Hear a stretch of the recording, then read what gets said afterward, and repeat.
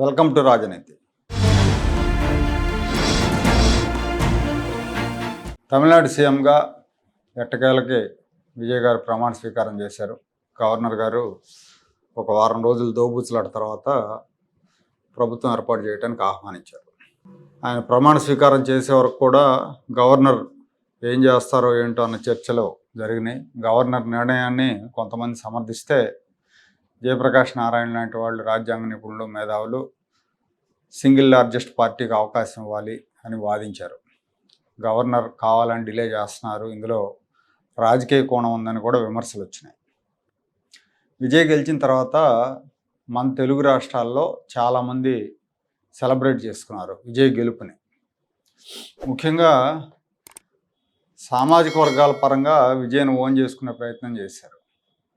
విజయ్ని తమ కులంగా చెప్పుకునేవాళ్ళు, అలాగే జగన్మోహన్ రెడ్డి సన్నిహితుడు అని చెప్పుకునే వైసీపీ బ్యాచ్, బీజేపీకి వ్యతిరేకంగా నిలబడ్డాడు కాబట్టి లెఫ్ట్ భావజాలం కలిగిన వాళ్ళు, అలాగే కొత్త పార్టీ పెట్టాడు, కొత్తగా అధికారంలోకి వస్తున్నాడు, ఫ్రెషర్, మార్పు తీసుకొస్తాడేమో అన్న ఆశతో ఉండే అభ్యుదయవాదులు, వీళ్ళందరూ కూడా విజయ్కి అవకాశం ఇవ్వాలని బలంగా డిమాండ్ చేశారు.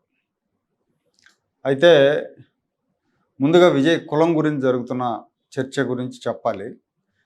తెలుగు మూలాలు ఉన్న వ్యక్తులు ఎవరైనా ఉన్నత పదవుల్లోకో లేకపోతే ఏదైనా పెద్ద అచీవ్మెంట్ సాధిస్తే ఏదో ఒక రంగంలో వెంటనే కులం గురించి ఆరాధిస్తారు. ఇంటి పేర్లు డిక్షనరీలు తీస్తారు.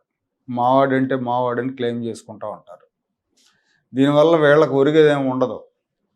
ఈ మధ్యకాలంలో ఆ జబ్బు మరీ ఎక్కువైపోయింది. మనం 2 రోజుల క్రితం నేను కొన్ని గ్రామాలకు వెళ్ళినప్పుడు ఆ గ్రామాల్లో దళిత వాడల్లో, ముఖ్యంగా మాదిగ వాడల్లో విజయ్ ఫోటోలతో విజయ్కి శుభాకాంక్షలు తెలుపుతూ ఫ్లెక్సీలు కనిపించాయి.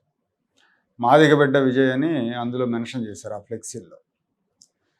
అలాగే సోషల్ మీడియాలో కూడా విజయ్ మా కులం వాడంటే మా కులం వాడని పోటీపడి పోస్టులు పెట్టుకున్నారు. క్రైస్తవులేమో జోసెఫ్ విజయ్ క్రైస్తవుడు అని క్లెయిమ్ చేసుకుంటున్నారు. కొంతమంది బ్రాహ్మణులు కూడా విజయ్ బ్రాహ్మణ బిడ్డ అని, విజయ్ తల్లి బ్రాహ్మణ్ అని సోషల్ మీడియాలో పోస్టులు పెట్టారు. విజయ్ తల్లి శోభ బ్రాహ్మణ్ అని, ఆ మొదటి భర్త కూడా బ్రాహ్మణ్ అని, వాళ్ళిద్దరికీ విజయ్ పుట్టాడని కూడా ప్రచారం చేసుకుంటున్నారు. శోభ తర్వాత చంద్రశేఖర్ని 2వ వివాహం చేసుకుందని, వాళ్ళు దండలు మార్చుకున్న ఫోటోలో ఒక చిన్న పిల్లవాడి ఫోటోని రౌండప్ చేసి అతనే విజయ్ అని చూపిస్తున్నారు. అంటే అప్పటికే అతను ఉన్నాడు, పుట్టాడు అన్నట్టుగా.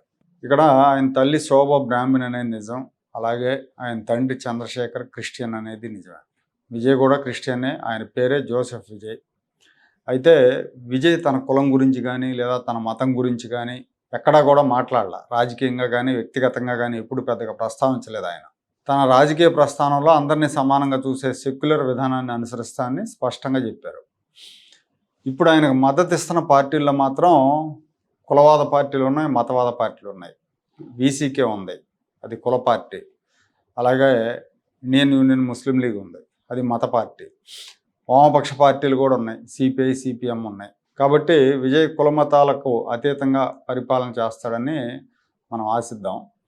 ఇక ఆంధ్రప్రదేశ్లో వైఎస్ఆర్ కాంగ్రెస్ పార్టీ అభిమానులు, ఆ పార్టీ నాయకులు, వీళ్ళు విజయ్ గెలుపును ఓన్ చేసుకుంటున్నారు.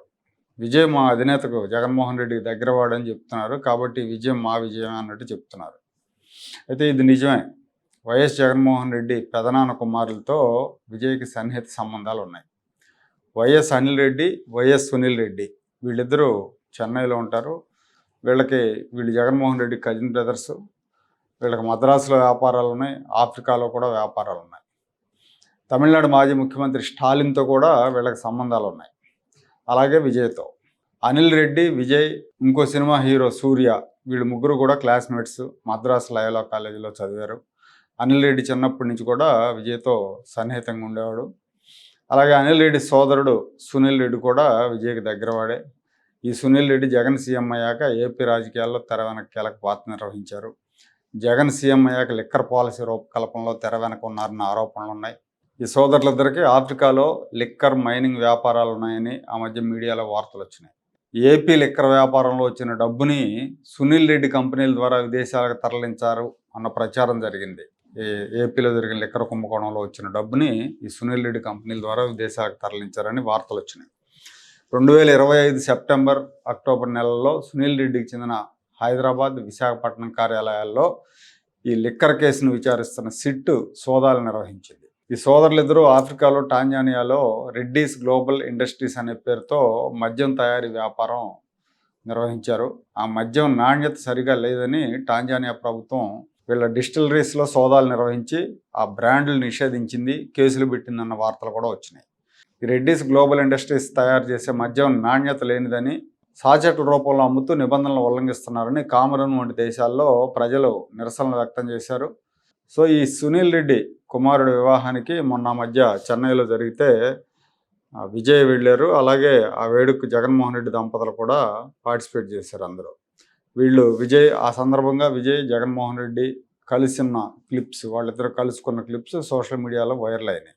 ఆ విధంగా జగన్మోహన్ రెడ్డి సోదరుడికి క్లాస్మేట్గా ఫ్రెండ్గా ఉన్న విజయ్ జగన్కు కూడా ఫ్రెండ్ అయ్యారు. అందుకే వైసీపీ శ్రేణులు విజయ్ మావాడే అని ఓన్ చేసుకుంటున్నారు.